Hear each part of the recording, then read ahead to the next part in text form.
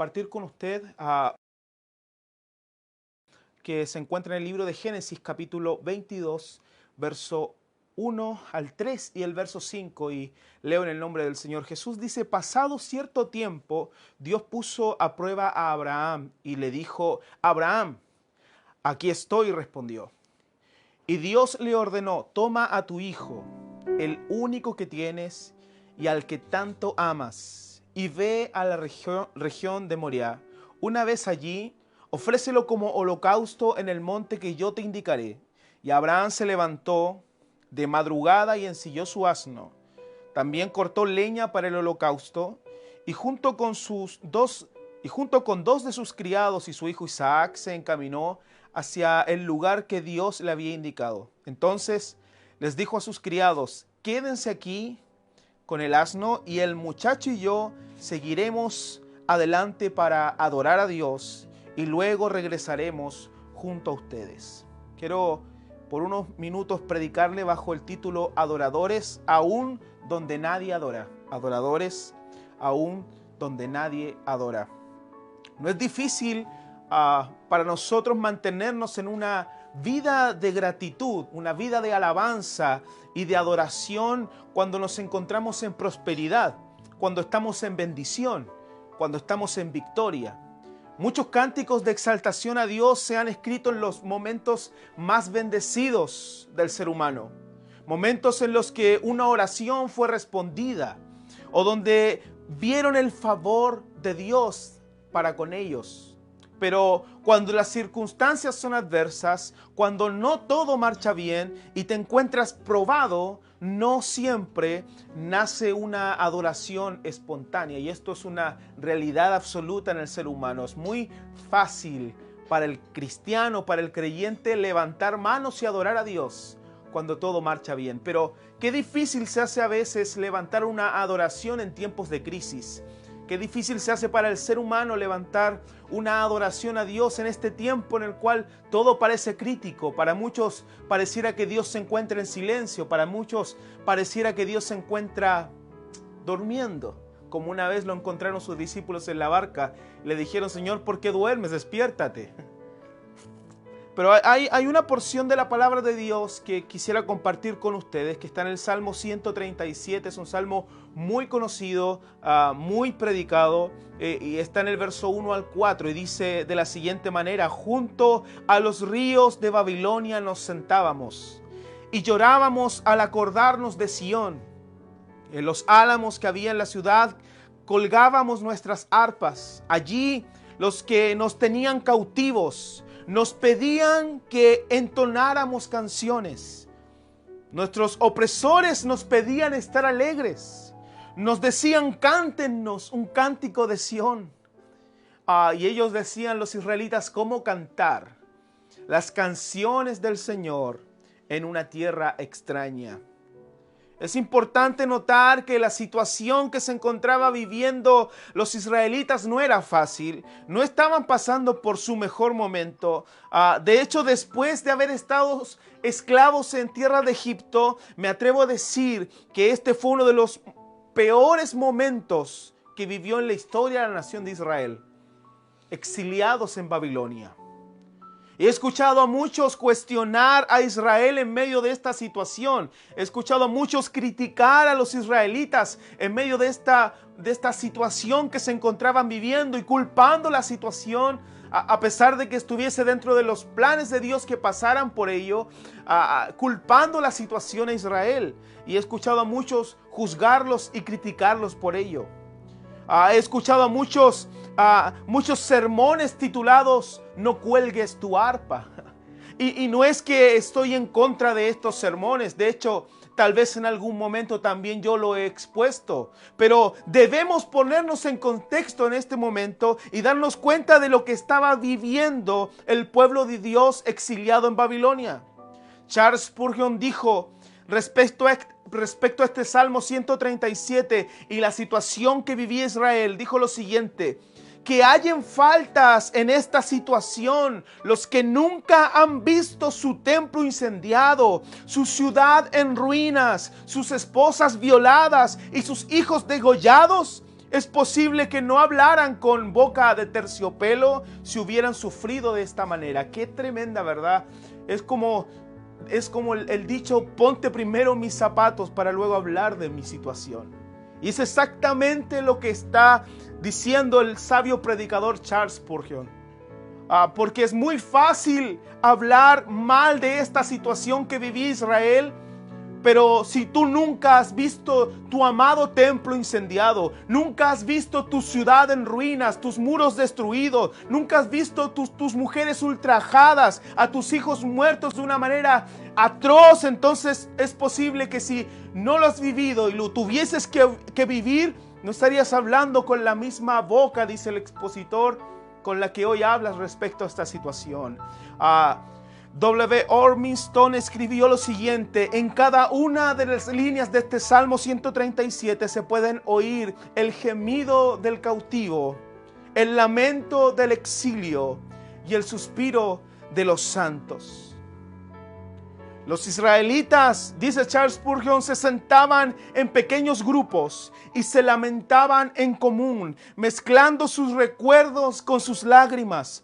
Los ríos eran hermosos, sí, pero eran los ríos de Babilonia, y el suelo en el que se sentaban los hijos de Israel era una tierra extranjera, y por ello lloraban. Los que venían a interrumpirlos eran ciudadanos de la ciudad que los había destruido, y no deseaban su compañía. Todo recordaba a Israel su destierro de la ciudad santa, su servidumbre bajo la sombra del templo de Bel, su impotencia frente a un enemigo cruel, y por tanto sus hijos e hijas estaban sentados y afligidos. Así es que es muy fácil juzgar la situación.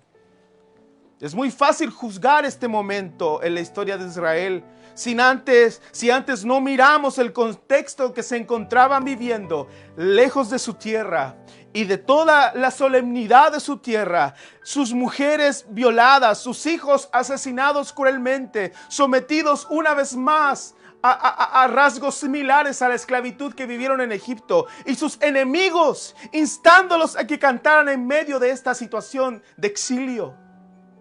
Es por esta razón que el conocido cántico gradual del Salmo 126 canta de esta forma: cuando Jehová hiciere volver la cautividad de Sión, seremos como los que sueñan. Entonces nuestra boca se llenará de risa y nuestra lengua de alabanza. Entonces dirán entre las naciones: grandes cosas ha hecho Jehová con nosotros. Grandes cosas ha hecho Jehová con estos. Grandes cosas ha hecho Jehová con nosotros. Estaremos alegres. Estaban esperando esa situación. Estaban esperando precisamente ese momento cuando el Señor hiciera volver a los cautivos de Sión a su tierra. En ese momento iban a comenzar a soñar, porque en ese estado de exilio, lejos de su tierra, no lo podían hacer.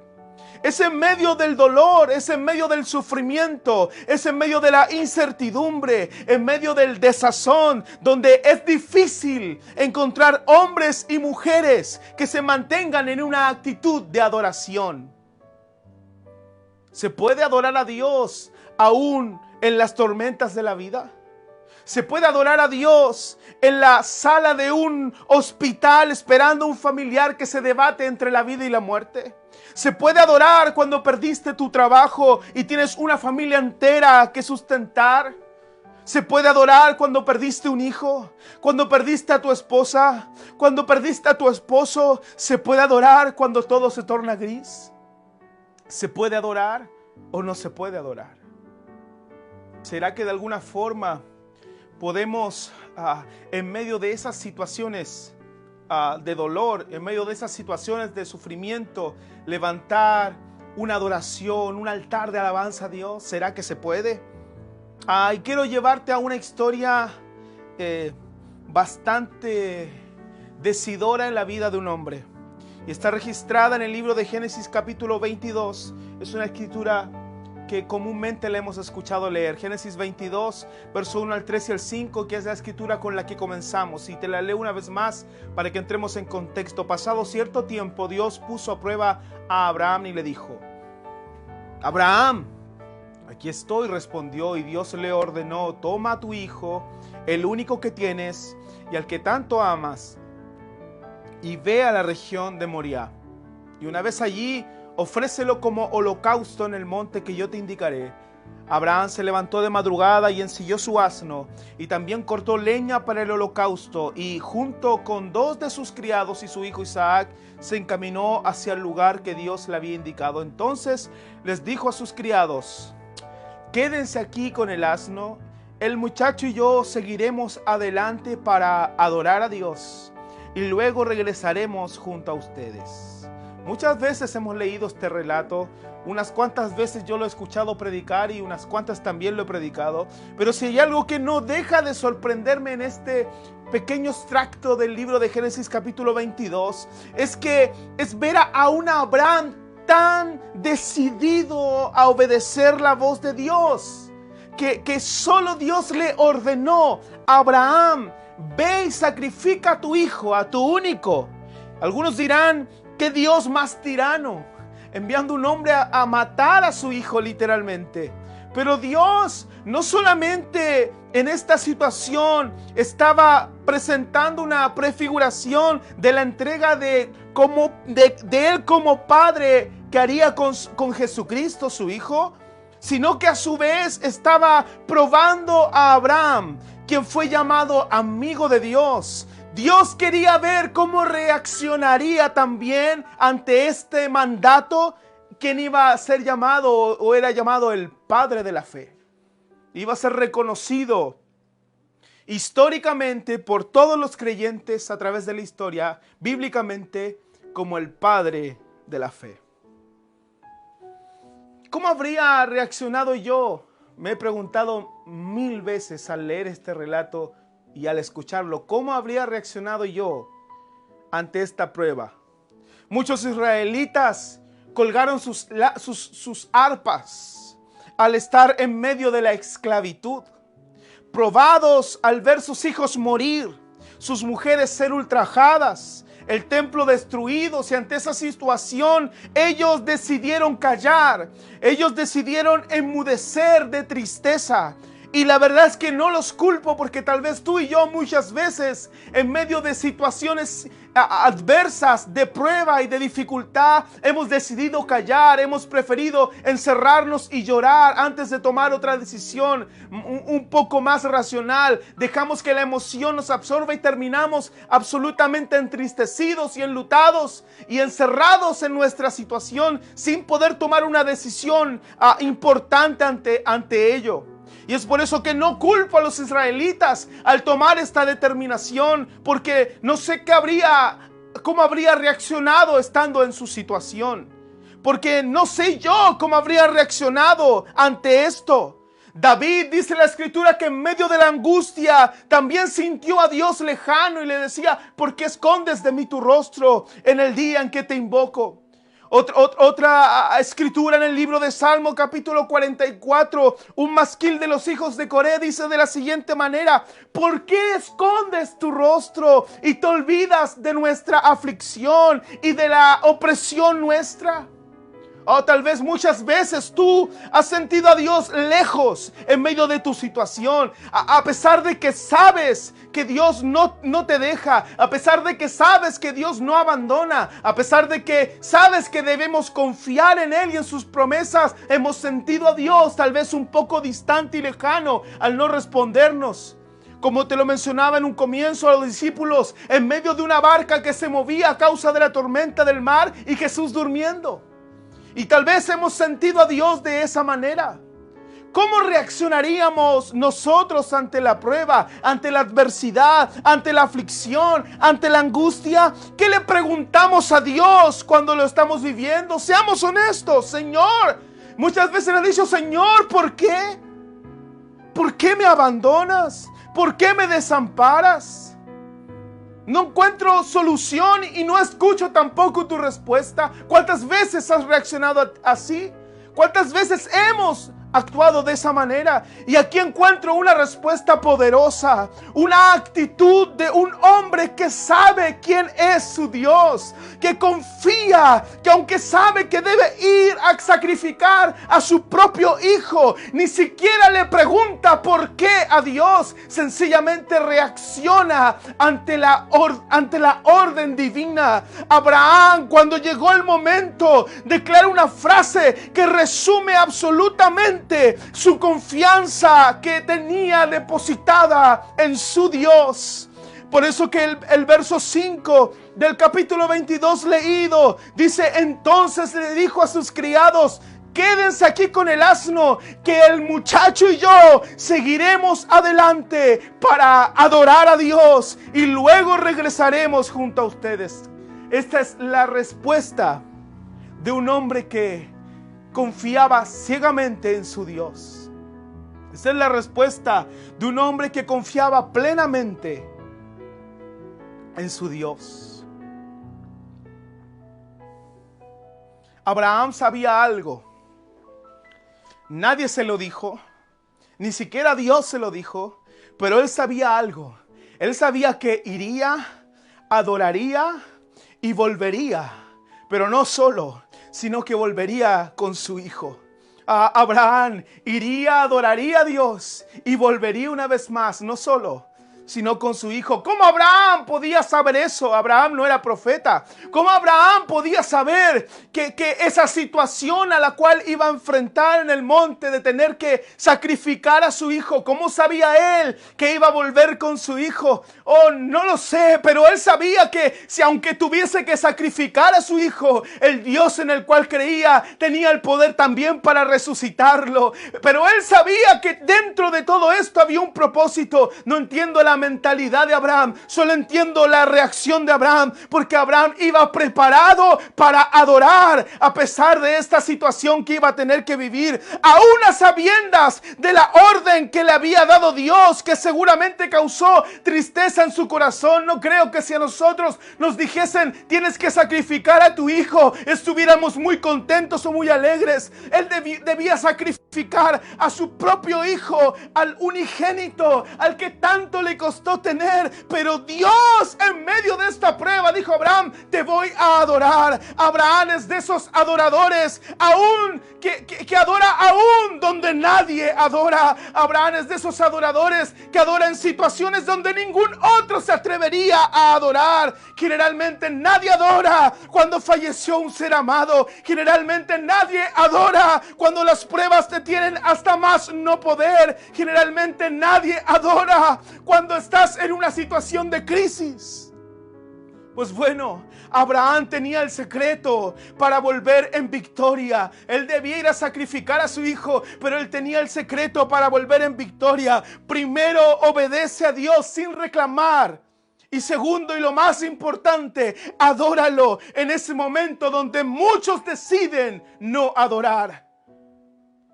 Dios quiere llevarte a un nivel de adoración superior. Pero eso no ocurrirá en medio del avivamiento. Eso ocurrirá en medio de los desiertos de tu vida. En la crisis, en los desiertos es donde eso va a ocurrir. Oh, es en la crisis y en los desiertos donde se forjan adoradores. No es en medio de los avivamientos y de las situaciones de jolgorio donde nacen los verdaderos adoradores. Verdaderos adoradores se forman en situaciones de crisis, en situaciones como las que hoy vive el mundo, en situaciones como las que hoy vive nuestro país. Y los cristianos tal vez encerrados en sus casas sin poder congregarse y viviendo tormentas en sus casas. Pero déjame decirte algo, tal vez sea una situación en la cual Dios quiere hacer de ti un adorador de tomo y lomo, un adorador de esos que se forjan en desiertos, en sequedales, donde pareciese que Dios no está. Pero hay algo importante. Abraham tenía el secreto. Aunque pareciera que Dios no está y que solo te dio una orden, no importa la situación, tú ve y adóralo. Muchas veces no vas a tener ganas de adorar. Y porque te sientas así, no quiere decir que Dios se enfade contigo. Porque es cierto que muchas veces no vendrán ganas, ni ánimo, ni deseos de adorar. Y está bien que eso pase, pero aún así tienes que adorar, aunque no tengas ganas ni deseo. Y es porque adoración no se trata de algo de la carne. Adoración no se trata de una cosa del alma. Adoración se trata de algo espiritual.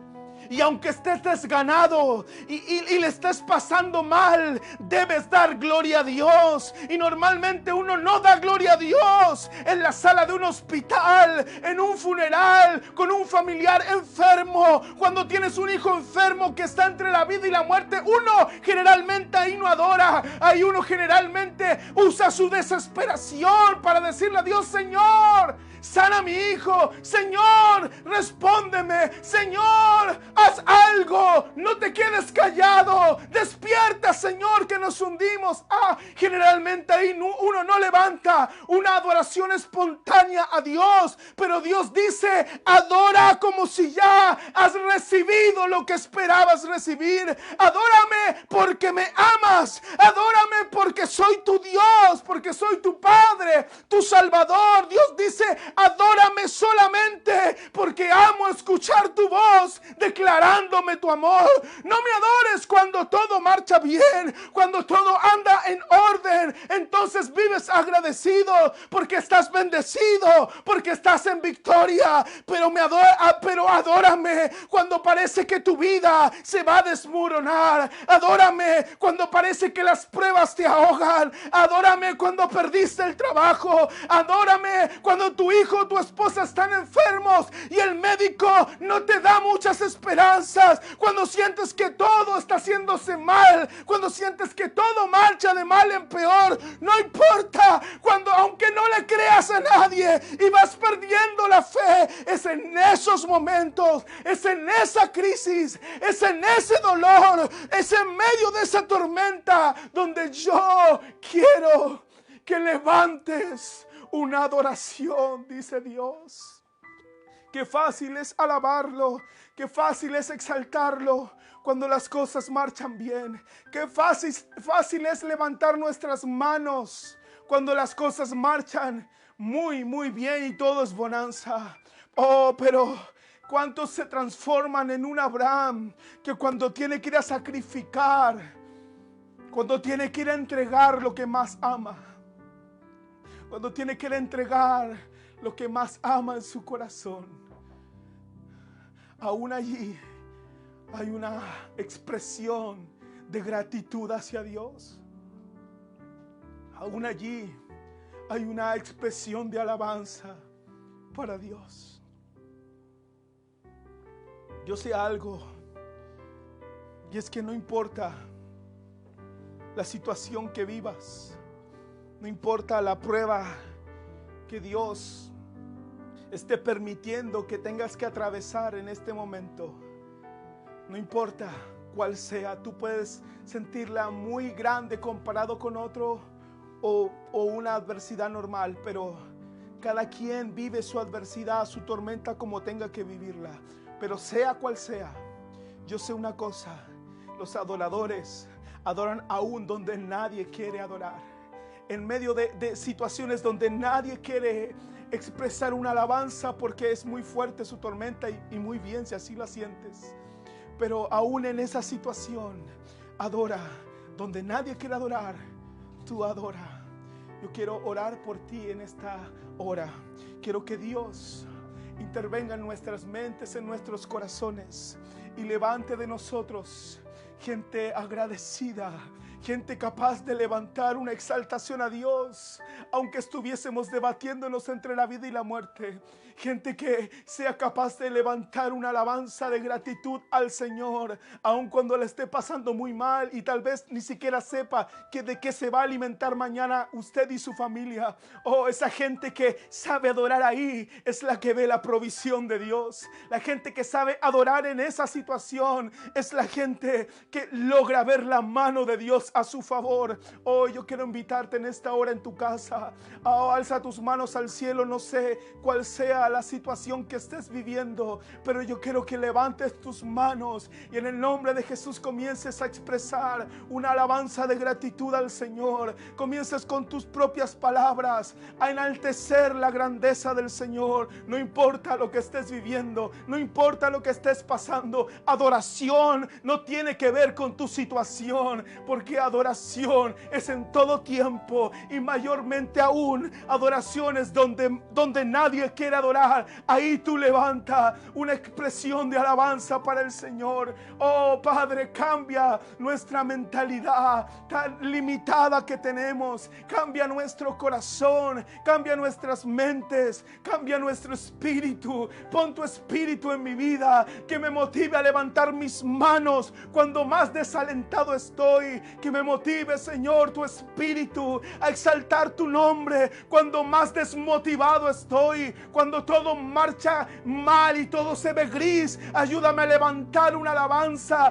que exalte tu nombre para ofrecer sacrificio de alabanza. Eso es lo que agrada a tu corazón. Oh, cuando todo marcha bien, qué fácil es decir aleluya, pero cuando las cosas no están muy bien, cuando las cosas marchan mal, incluso en medio de la familia, a veces hay crisis, aún ahí tienes que levantar un aleluya. Oh, aún ahí cuando hay problemas tal vez matrimoniales, cuando hay problemas con tus hijos, oh, cuando no la estás pasando muy bien, aún ahí tienes que levantar un aleluya. Aún ahí se tiene que escuchar tu alabanza. Padre, yo oro en el nombre de Jesús para que extiendas tu mano en esta hora sobre alguien que necesita de ti, alguien que está pasando una situación compleja en su vida. Yo oro en el nombre de Jesús para que extiendas tu mano en esta hora. Tú tienes que hacer tu parte, hermano. Tú tienes que hacer tu parte, hermana. Oh, tal vez aún no has visto la respuesta, pero levanta tus manos y adora a Dios como si ya lo hubieras recibido. En el nombre de Jesús, en el nombre de Jesús. Exalta a Dios, exalta a tu Dios en esta hora y adóralo en todo tiempo. Adóralo aún donde nadie quiere adorar. En el nombre de Jesús.